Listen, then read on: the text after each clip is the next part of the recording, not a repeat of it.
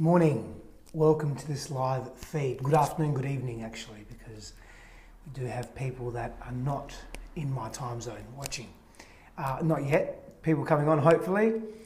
Hoping everybody is very well. Hoping everybody is feeling very connected today. Hoping everybody is thinking today, is contemplating today, is within themselves today, is querying life today in the most profound and most beautiful way possible. That is what I'm hoping. Sorry, I'm just doing something technical here. Okay.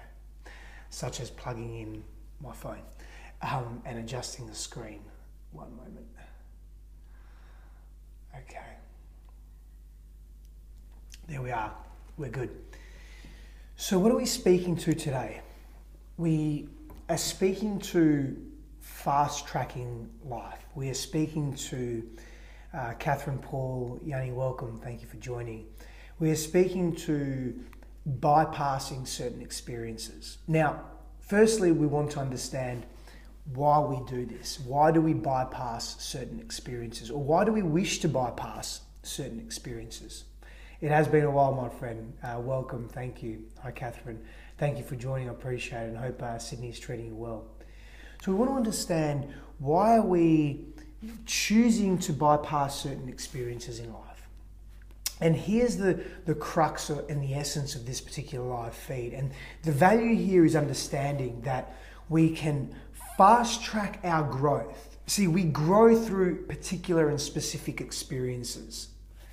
We can fast track our growth, but we cannot bypass essential stages of our growth. Hi, Lisa. Hi, Mum, how are you? So it becomes very... Oh, no, sorry. Okay. I'm having technical difficulties. I'm trying to understand this thing. Facebook's always upgrading their algorithms and their features and so forth, so I'm not too sure what's going on sometimes. Apologies. Certain experiences in our life is essential for our growth. It's essential for our expansion of our mind and understanding the world around us. It's essential if we wish to upgrade or update or evolve our models of reality, evolve our belief systems, evolve our thought paradigms and the way we view ourselves in relation to the world and in relation to relationships, in relation to other people. And you're welcome. How are you? So it becomes essential for our own understanding that we choose not to bypass certain invaluable experiences in life. We can always fast track them, and that's very much a subjective process. We can fast track our experiences in life. Thank you, Lisa. We can evolve at rapid rates. Glenn, how are you? Welcome. Thank you for joining. But if we bypass essential experiences in our lives that are here, design comes with certain connotations, that we draw into our lives, that we co-create, that we bring in, that we draw into our existence, if we then bypass those experiences without growing from them, we lose in life. We are not gaining, and effectively what is occurring is that we are not progressing through the essential stages of our experiences in order to grow and realize profoundly, to become deeper in our own self-awareness. Now, the negative effect that this has on who we are can be detrimental to our own path, but also detrimental to our relationships. Now, let me briefly explain why I think growth is so important and expansion is so important. Often we ask, and in fact we've been asking for the ages, for thousands of years, for millennia upon millennia, what is the meaning of life? What is the meaning of existence? What is the meaning of being here? What is the purpose of life for all of us, for all that we are? Firstly, I address that question with what is the meanings? What are the meanings of life? Plural, not singular. because I believe we are experientially diverse beings. When we look to, and I've mentioned this multiple times, when we look to natural ecology, we look at this magnificent biodiverse organism functioning as a whole, or multiple organisms, hundreds of thousands, millions of organisms, separate organisms functioning as this unified whole. When you go to a rainforest, when you go to any natural landscape, what you notice is when it's healthy, when it's thriving, it is so. One of the major contributors to that is because there is such deep biodiversity. There's depth and breadth in biodiversity. Humans function very similarly with respect to our experiences. So when we are experiencing various experiences, various events, various interpretations of reality that align with our highest values and what is most important to us in life, we are experiencing biodiversity in experience, and we are thriving. That old saying, diversity is the spice of life. Well, it very much is. So when we're looking to what is the meaning of life, there isn't one singular meaning that we all exist for. There are multiple pluralized meanings to our existence. So firstly, we have to understand that it's a plural query. It's a query in the many. So what are the meanings of life? Well, one of those meanings, one of those inherent meanings of life is growth and expansion. And again, you can look at our biology for this, but you can look at the way we respond to life as well, and the way we thrive as human beings, the way we act in inspired, motivated, passionate states. Now, growth, when I refer to growth in every area of life. There are 9 areas of life. There are the 4 human bodies: the physical, the emotional, the spiritual, the psychological. Lisa says, absolutely change the energy around you from negative to positive. Most definitely. And then there's the 5 other remaining areas of life: social, vocation, financial, family, and relationships. And this covers the entirety of who we are. Now, when we're looking to growth and expansion, hi Vesna, thank you for joining. We're looking to growth and expansion in the mindset, in our belief systems, in our models of reality, in the way we conduct ourselves emotionally, in our emotional intelligence, in our emotional literacy, in the multi-layers of intelligence that we hold within ourselves, in our physicality, in our social circles, the way we interact with people, in our key relationships, the way we treat ourselves, our intimate partner, earth, and all other things, our family, our connection to our family. So we're talking about expanding or growing from one state of understanding or being to another state of understanding or being, one that is more inclusive, one that has greater depth and breadth in its approach to life. So growth is essential for the way we move through the world, as is expansion of the mindset in particular, and expansion of the entire being. Expansion in the way that we function. So in Tantra, there are 3 main energy centers per se, or what I like to call 3 main areas of the way we understand, interpret, and move through the world: the animal, the heart, and the consciousness. So it's about upgrading, updating, evolving, expanding, and growing these areas to be more inclusive in their understanding of life. And this becomes quite different with respect to the way we move through life as well. So we're talking to growth being, Daniel, how are you, brother? Thank you for joining. We're talking to growth being a key component of what is the meaning of life, or what are the meanings of life. Okay, so with that said, we go back to, hi Rachel, how are you? Thank you. Gavin, how are you, my friend? We go back to, with that said, we go back to experiences. And that we cannot bypass experiences that are of value to us, because if we do, we miss out on that growth. And we've just established how important growth is, because growth is liberating. Growth sets us free. Growth allows us to be the best version of self. Growth allows us to connect to other people and connect to our path. Growth allows us to experience inspiration, motivation, passion, all those beautiful things that make us human. Growth allows us to experience wonder in our relationships.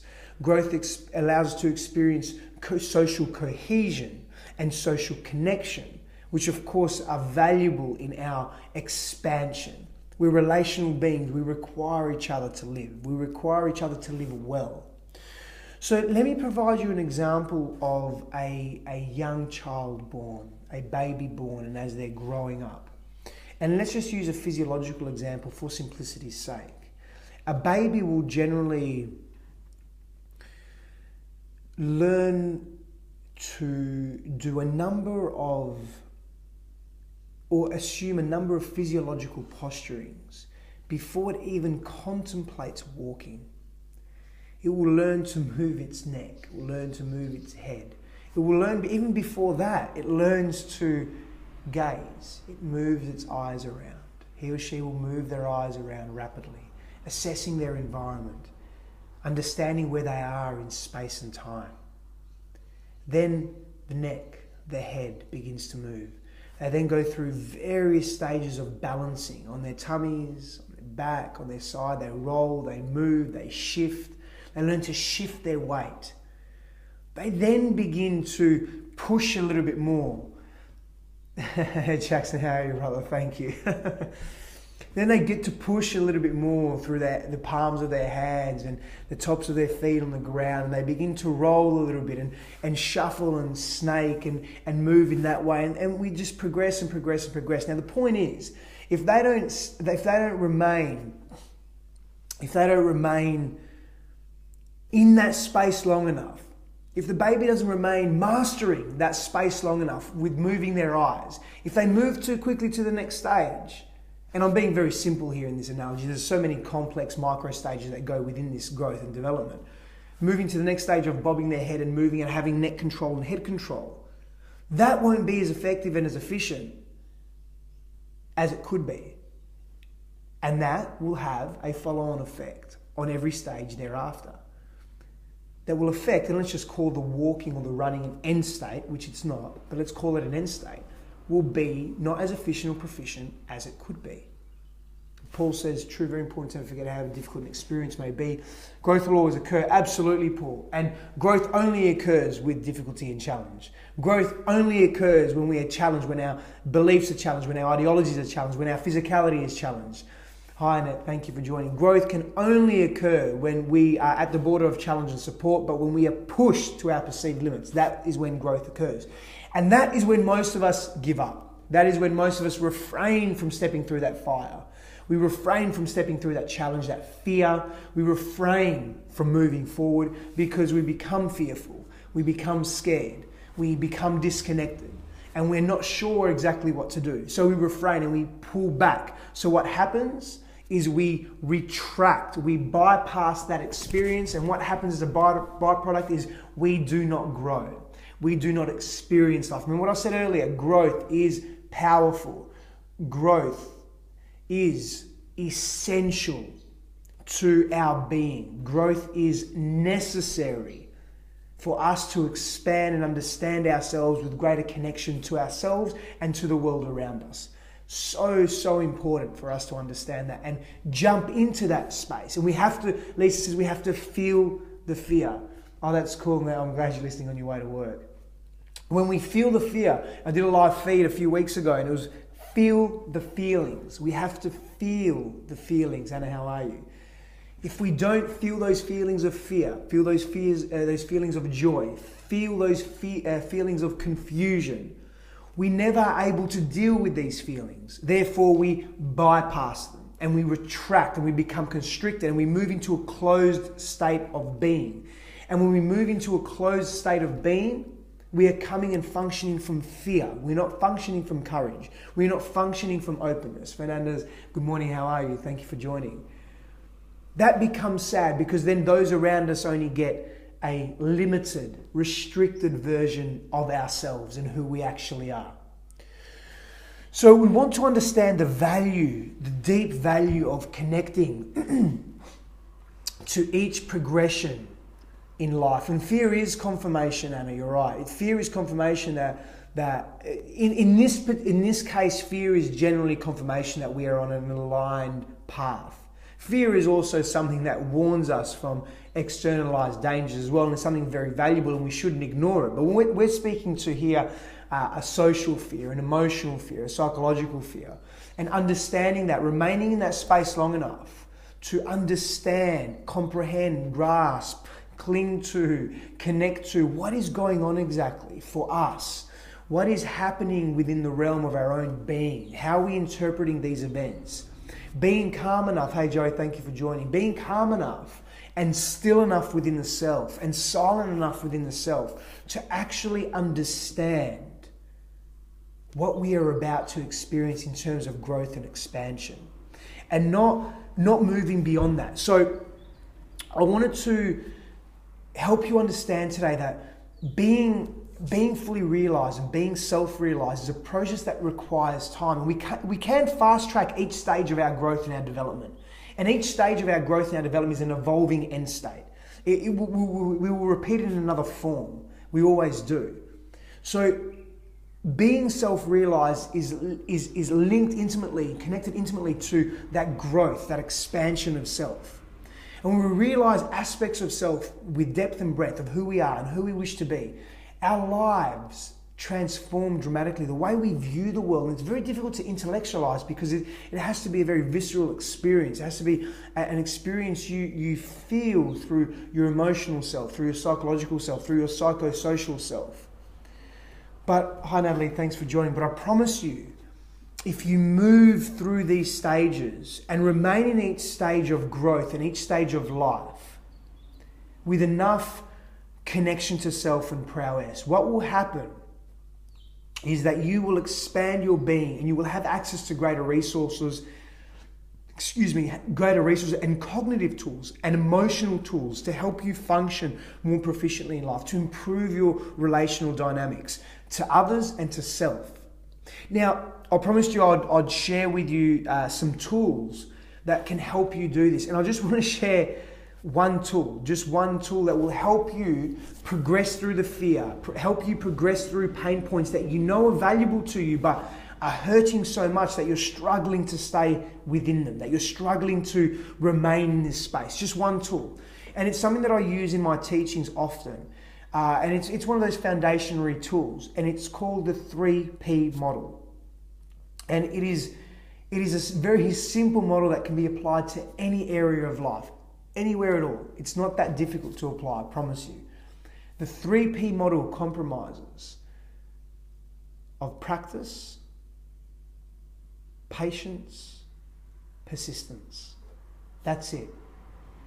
But let me give you a little bit of background into that.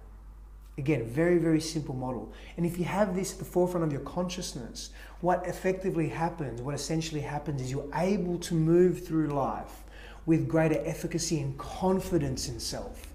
Because a big part of this is being confident. You see, if you're not confident, you can't take action. You cannot take massive transformative action. Hey Ren, how are you, love? You cannot take massive transformative action if you are not connected and confident within yourself. You will retract and pull back. There will be fear of being judged, critiqued, failing, succeeding. Multiple fears will come into play. Fear of being vulnerable and exposed. Vulnerability is lifting up our shirt and exposing the underside of our belly and saying, this is me. This is who I am. Vulnerability is being exposed, but vulnerability is deep power because you're confident in who you are and you believe in yourself enough to persevere through those pain points, to persevere through that critique, to persevere through that challenge. And when you live true to that, that's fucking inspiring. That's what inspires people to change, to transform, to transmute their own being. That's what allows people to connect to themselves. Thank you, Lisa. Being vulnerable. And we just slightly got off track there, but vulnerability is power. And the 3P model is about empowering ourselves as well. So there's an intimate link and connection there. So the 3P model is about practice. We must expose ourselves to certain circumstances and situations that we know are of benefit to us, that we know will assist us to grow. So we must practice being in that space. And when we practice being in that space, we grow profoundly. Yeah? We must have patience to endure. We must remember this. We must have patience to endure the difficulty and the challenge that comes with life. We must have patience to endure the arduous times that we will experience, and patience with ourselves whilst we are learning, whilst we are growing, whilst we are becoming. That patience is so crucial. Patience with others as they are on their path. And we must then remember when we were on our path and we were at a particular stage of learning and growth, how difficult and challenging it was. We must then employ that patience employs empathy and compassion. It's not just patience, it's so much more than that. So we're patient with ourselves through our own learning process, and we're patient with all those people that are connected in that path or to our path as well, because they are also learning and growing. They are on their own evolutionary growth path. So patience is so critical here because it promotes empathy and compassion, empathy, connection to others, understanding their position, compassion, our ability to act in accordance with being of service to others and being of service to ourselves. Very important, highly important, that patience. And finally, persistence. And these can be done in any order, people. There's no order here at all. But persistence, our persistence to persevere through challenge and pain. And what falls under persistence is what I call toughness and resilience. It can be mental, spiritual, physical, emotional toughness, or mental, physical, spiritual, emotional resilience. Now, we'll just call it mental toughness because we operate so much through here these days, which is nothing intrinsically wrong with that. It's just that we also need to balance that being with the other four bodies and our other conscious centers as well, yes? Our consciousness, our heart, our animal. Sorry, just hit my fingers on the desk again to exemplify that I did that. So mental toughness is our ability to move through challenge and difficult times. Our ability to actually persevere and persist, yeah, and that's why it's under persistence. Mental resilience is our ability to recover from that particular arduous time or that particular difficulty, that particular challenge, and then get on with life. Move on with life in a healthy, constructive, courageous manner and be ready for the next challenge. Because when we embrace challenge in life, we are embracing polarity, the reality of polarity. When we embrace challenges and difficulty, we are just stating to ourselves and to the world and to the universe that this is a natural part of life. It's the ebb and flow of life. And without challenge, there is no growth. And growth is a primary driver for our existence. It's one of the grandest meanings for being here. So why would we not want to grow? Therefore, why would we not want challenge in our lives? Make sense? It does to me. I hope it does to you as well. I hope you can resonate with that, because the quality of our relationships, our well-being, our health, our at every level, psychosocial, psychological, emotional, spiritual, physical health and well-being improves deeply when we challenge ourselves, but when we remain long enough in that challenge. Ree, how are you? Thanks for joining. When we remain long enough in our challenge, when we choose not to bypass our challenge, but we choose maybe, I want to fast track this challenge. Now, how do we fast track this challenge? Guess what? Immersion. We deeper immerse ourselves into these challenges, into these difficult times, into these fears that we're feeling. We get to the core of it. We get to the core of it. We remain there for as long as we need to understand it until those light bulbs go off and we go, fuck yes, I've got this. I understand this. Then we move on to the next phase or stage of growth or evolution of self. Only then, when we get it, when we really get the lesson, the teaching, the experience, can we move. But we cannot bypass that. If we avoid, we prolong. What we resist persists. If we avoid certain experiences in life, if we avoid life, we allow those experiences that do not serve us or need to continue to serve us to persist in our lives. And that fucking sucks. I want to thank you so much for joining. Be very grateful. Thank you for being here. If you believe in this message, please share. If you connect to what I'm saying, please practice the 3P model. If you want more information on my teachings and my programs, please reach out. I'm very excited. In the next 2 weeks, the Chaos to Clarity program, online program, membership portal, and so forth will be released. Look out for more information on that. Very excited about that. And very excited to connect again with you in the next few days. I love you too, brother. Thank you very much. Next live feed is going to be very interesting. We're speaking to clarity and purpose. Thank you, Natalie. We're speaking to how do we cultivate clarity and the importance of what clarity is and what it does for us. There's a really, really cool live feed coming up in the next few days. I'll let you know when. So again, people, share the message if you believe in it. Comment your thoughts. Share your feelings. If you have a message of empowerment or truth, share it. Speak to it. Do it. You don't have to be a coach or you don't have to be in this space to do that. Share with those that you love. Share with those that you care. Thank you, Paul. Thank you very much. Thank you for your kind words. Thank you for your interaction, your commentary. Thank you for choosing to evolve yourself, choosing to grow and expand your own mind and being, because the world needs that. So many blessings on your day, on your evening, wherever you are in the world. Thank you so much for watching, and I'll see you again very soon. Thank you.